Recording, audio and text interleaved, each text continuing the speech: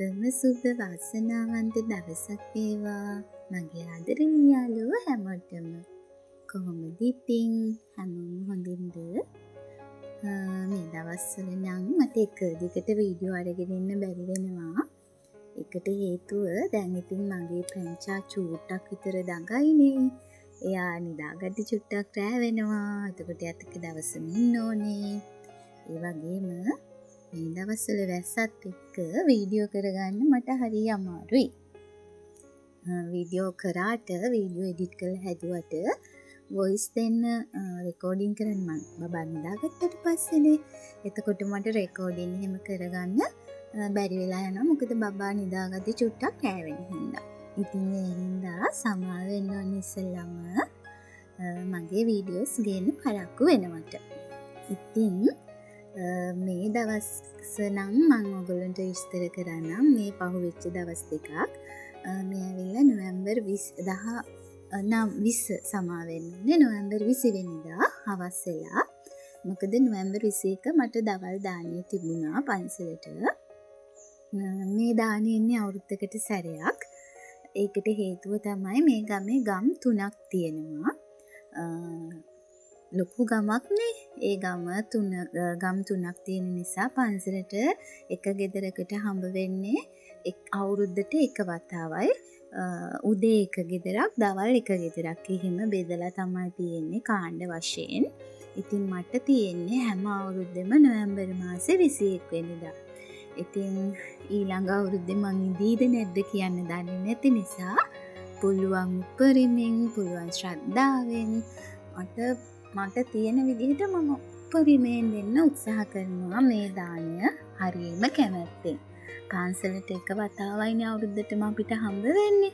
ඒ හින්දා එහෙනම් අපි අද වීඩියෝ එකට යමු. අපි ඇත්තටම මම අද ඔයගොල්ලොත් එක්ක මේ ධර්මය ගැන චූට්ටක් කතා කරන්න කැමතියි. ධර්මය කියන්නේ මේ එහෙම ලොකුවට ඔයගොල්ලොත් එක්ක මම ධර්මය කියන එක කියන්නේ දැන් ඔයගොල්ලන්ට මම පාලි භාෂාවෙන් එහෙම ධර්මය කිව්වට වැඩක් නැහැනේ. දන්න විදිහට මම අදහන දහම ගැන ඔයගොල්ලොත් එක්ක බෙදා ගන්නම් අද. මට වැඩිය හොඳට ධර්මය ගැන කියලා දෙන ගිහි නංගි කෙනෙක් ඉන්නවා. ඔයගොල්ලන්ට මම කලිනුත් සඳහන් කළා ඇති අපේ ශනාය නංගි. එයාගේ වීඩියෝස් බැලුවොත් ඔයගොල්ලන්ට ගොඩාක් දේවල් ඉගෙන ගන්න පුළුවන්. ඒ නිසා ඔයා මේ වීඩියෝ එක ඔයගොල්ලෝ ඒ වීඩියෝ ටිකක් බලන්න පුරුදු වෙන්න කැමති නම් විතරක්. ධර්මය බෙදනවා කියන එකත් ලොකු පිනක් නේ මිනිස්සු අතරේ. ඒකයි මම එහෙම කිව්වේ හොඳේ. එහෙනම් මේ ඇවිල්ලා 19 වෙනිදා මට හිතුණා මේ අවුරුද්දේ අපිට පොලොස් තියෙන හින්දා අපි හැමදාම පන්සලකට පූජා කරන්න අරගෙන යන්නේ අල පරිප්පු බොංචි හාල් මැස්ස බැදුම ප්‍රධාන ආහාර ප්‍රධාන ව්‍යංජන ටික ඔය ටික. ඉතින් අර අනික අපි හැමෝටම හිතනවා ඒක තමයි කන්න කැමති කියලා. හැබැයි ඔයගොල්ලෝ දන්නවද අපේ පන්සලේ හාමුදුරුවරු දෙනමක් ඉන්නවා. ඒ වගේම වැඩ කරන්න ගිහි කාර්ය මණ්ඩලය 4 දෙනෙක් නැත්තම් 3 දෙනෙක් විතර ඉන්නවා. ඉතින් උපරිම 6-7කට උයන්න ඕනේ. ඉතින් ඒගොල්ලෝ හැමදාම අර අල පරිප්පු එහෙම කන නිසා අපේ ගමේ නම් අපේ ගෙවල් ටිකෙන් නම් අපි ඇත්තටම විවිධ වෙනස් කෑම හදලා දෙන්න උත්සාහ කරනවා. දානය සකස් කරන්න. එහෙනම් අපි වීඩියෝ එකට යමු. ඔයගොල්ලෝ බලන්නකෝ මම දානය සකස් කරගෙන පූජා කරන විදිය. පන්සලට දානය අරන් යනකොට ඒව නම් මම වීඩියෝ කරේ නැහැ. මොකද අපේ හස්බන්ඩ් ඇත්තටම අර කැමති නැහැනේ තැනකට ගිහින් වීඩියෝ කරනට. එහෙම මමත් තාම හුරු නැහැ. ලැජ්ජයි වගේ මට. අර ෆෝන් එක එහෙම අල්ලන් ඉන්නකොට මිනිස්සු බලනවනේ අනික ගමක්නේ. එතකොට මේ ගම්වල මිනිස්සු අර එහෙම ෆෝන් අල්ලන් වීඩියෝ කරන්න ෆෝන් වල එහෙම එල්ලීගෙන ඉන්න මිනිස්සු විදිහට මම දැකලා නෑ. ඉතින් ඒකට මම විතරක් අර අමුතුවෙන් ගිහින් ඒක අල්ලනකොට හරි ලැජ්ජයිනේ. ඒ නිසා මම එතනින් දානය සකස් කරන එක විතරක් ඔයගොල්ලන්ට වීඩියෝ කරලා දාන්න මට හිතුණා. ඉතින් විශේෂයෙන් මේ වගේම ඉස්සලාම මතක් කරන්න ඕන කියන්න ඕනේ මට ආදරෙන්නේ නංගි කෙනෙක් කමෙන්ට්ස් දාලා තිබුණා මගේ වීඩියෝස් බලන්න හරි ආසයි කියලා. ගොඩක්ම මගේ කටහඬට තමයි ආස වෙලා තියෙන්නේ. අනේ මේක මම එඩිට් කරලවත් නෙවෙයි මේ මගේ සාමාන්‍ය කටහඬ. මමවත් දන්නේ මට මෙච්චර ලස්සන කටහඬක් තියෙනවා කියලා. හැබැයි මම ඉස්කෝලේ යන කාලේ පද්‍ය ගායනා, කතික තරඟ, ඒ වගේම කියවීමේ තරඟ සමස්ත ලංකා යනකම්ම මම මේ දක්ෂතාවයන් පෙන්නලා තියෙනවා. හැබැයි ඉතින් අවාසනාවකට වගේ රජයේ රස්සාවක් නම් මට ලැබුණේ නැහැ. ඒක ඉතින් අර එක එක්කිනාගේ අර සංසාපි. ඇත්තටම මේ සංසාරේ පතාගෙන ආපු දේවල් කියලා හිතෙනවා. මොකද රජයේ රස්සාවල් වලට ඇප්ලයි කරා, විවාහක ලිව්වා. හැබැයි ඉතින් මට ඒ අවස්ථාව අහිමි වුණා. ලොකුම ආසාවක් තිබ්බේ ටීචර් කෙනෙක් වෙන්න. හැබැයි ඉතින් ඒකටත් කැම්පස් හිටන් HND හිටන් කරා. ඒ වුණාට ඉතින් මොකක්ද හේතුවක් නිසා මට ටීචින් යන්න බැරි වුණා. හැබැයි මම ගුරු වෘත්තියේ යෙදිලා සිටියා ස්වේච්ඡාවෙන්. මම අවුරුදු 6ක් ඉස්කෝලේක වැඩ කරා. එතකොට ඒ චූටි පැටවුන්ට ටීචර් කෙනෙක් එහෙම නැති වුණාම කියලා දීලා තියෙනවා, උගන්වලා තියෙනවා. ඒ වගේම පීඩියට්ස් ටීචර්ස්ලා අඩුයිනේ. එතකොට ඒ ළමයි එහෙම හරි ආදරේ මට. ඒ වගේම දහම් පාසල් ගුරු වෘත්තියේ අවුරුදු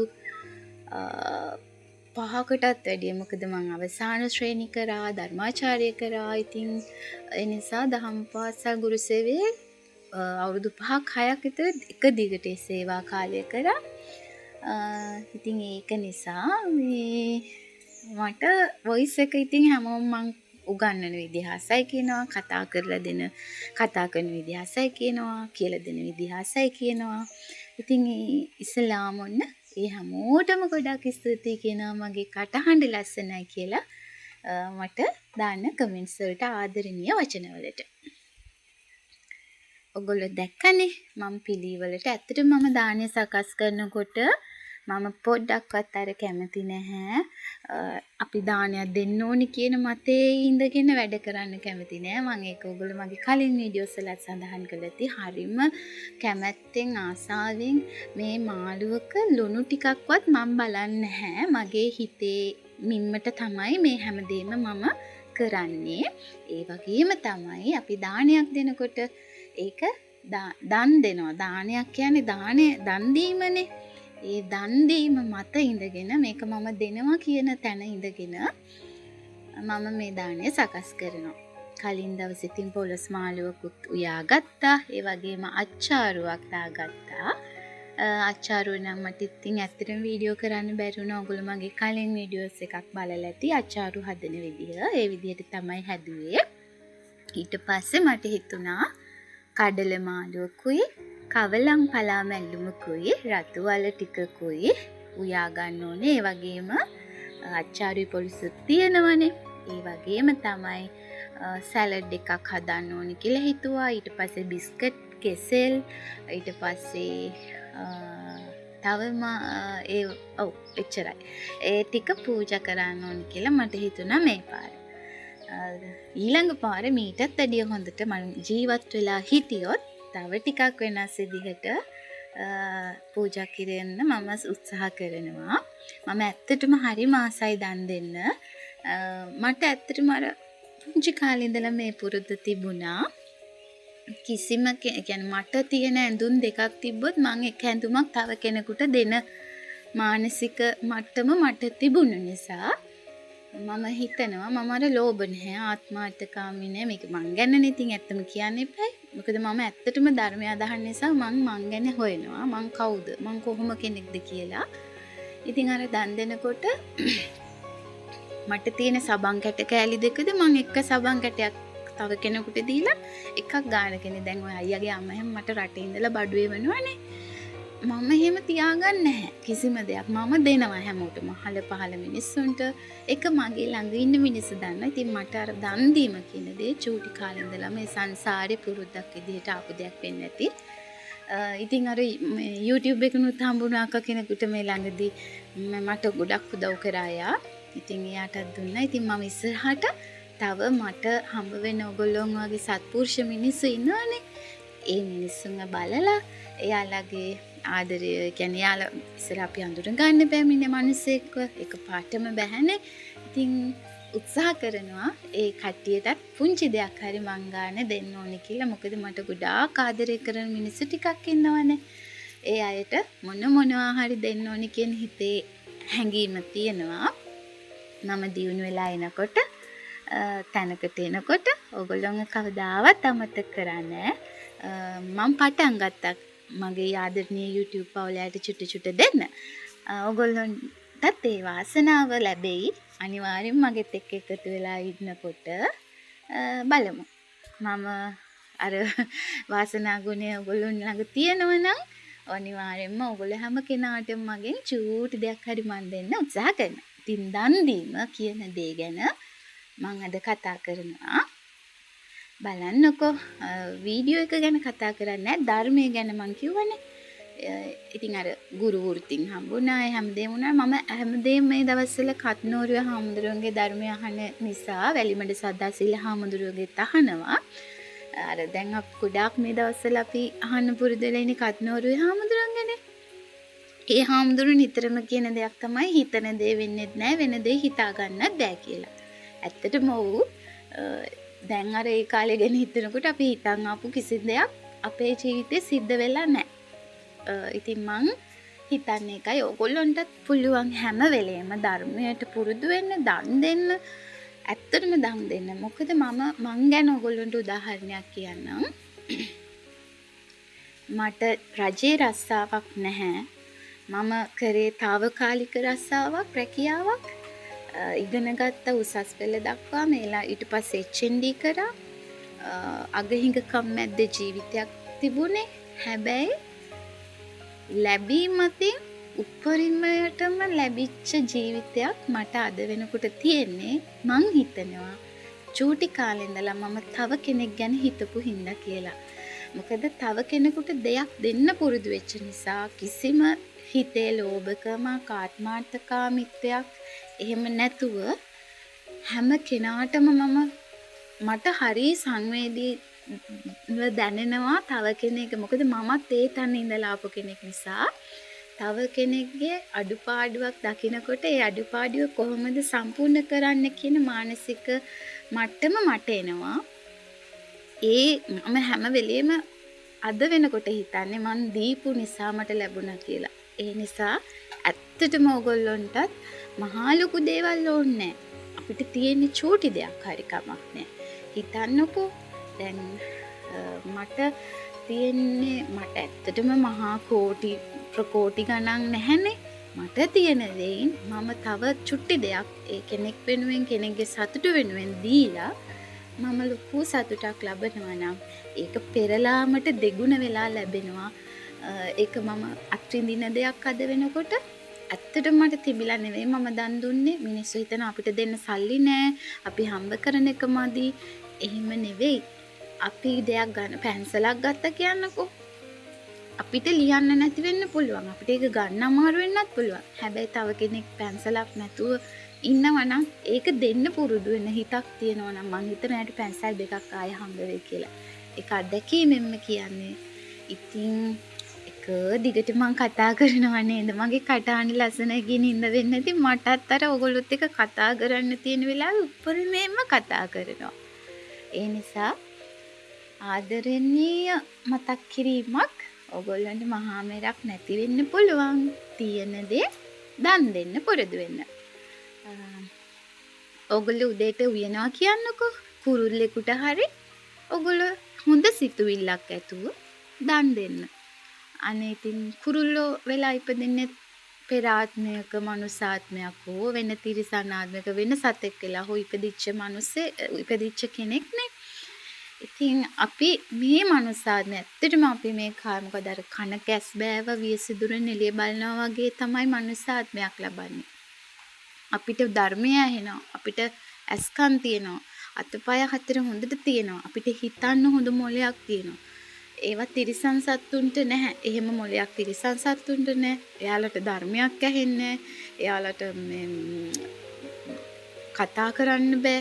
එයාලගේ භාෂාවක් තියෙනවා. ඉතින් ඒ හැම පැත්තෙම ගත්තොත් අපිට තියෙන්නේ ඇත්තටම මනසින් හිතලා මනසින් වැඩ කරන්න පුළුවන් හොඳ නුවණක් තියෙන මනුස්ස ජීවිතයක්. ඒ මනුස්ස ජීවිතේ උප්පරිම ඵල ප්‍රයෝජන නෙලා ගන්න කියලා ආදරයෙන් ඉල්ලනවා ඔයගොල්ලන්ගෙත්. ඉතින් අපි තව කෙනෙක් ගැන හිතන්න පුරුදු වෙන්න. මම නම් ඇත්තටම මේ අත්දැකීමෙන් කියන්නේ මට ලැබුණේ මම දීපු නිසා සහ දෙන නිසා මට දැන් තියෙනවා කියලා ඒව හංගගෙන මඩි ගහගෙන එහෙම නැහැ. ආත්මාර්ථකාදීන්ට දරුවන්ට ඒව පුරුදු කරන්න ඔයාලා කාටවත් දෙන්න එපා මේවා එහෙම නැහැ. අපිටත් තියාගෙන තව කෙනෙකුට දෙන්න පුරුදු වෙන්න. ඔන්න ඕක තමයි අද මගේ ධර්ම කතාව. මම දන්න විදිහට ධර්මයේ කියලා දුන්නේ. ඇත්තටම අපි රූපේ ලස්සන කරගන්නවා වගේම අපේ මනසයි හිතයි අපිට ලස්සන කරගන්න පුළුවන් නම් මේ ලෝකෙ ගොඩාක් ලස්සන දේවල් සිද්ධ වේවි. ලස්සන විදිහට හැමදේම වෙනස් වේවි. එහෙනම් අදට ගිහින් එන්නම් මගේ ආදරණීය යාළුවෝ හැමෝටම ගොඩාක් ස්තුතියි මාව ආදරෙන් අහන් හිටියට. ඉතින් මේ බලන්න දාන ඉවර වෙලා ගැබිනි මාතාවකටයි වයසක වැඩිහිටි කිරි අම්මා කෙනෙකුටයි මම ආය වෙනම ඔයලා බත් මාළු ගැව්වා. ඉතින් හරි සතුටක් දැනෙනවා. ඒකත් පිළිවෙලට ලස්සනට හදලා හස්බන්ඩ් අතේ යවුවා. ඉතින් ඕගොල්ලන්ටත් කියන්නේ තියෙන දේ කමක් නෑ. ඒකෙන් කොටසක් තව කෙනෙකුට දන් දෙන්න පුරුදු වෙන්න. එහෙනම් හැමෝම පරිස්සමින් සතුටින් ඉන්න. කවදාවත් ආත්මාර්ථකාමී විදියට හිතන්න පුරුදු වෙන්න එපා. ලස්සන ජීවිතයක් හදාගන්න හැමෝටම ශක්තිය ධෛර්යය ලැබේවා. තෙරුවන් සරණයි. පරිස්සමින් සතුටින් ඉන්න.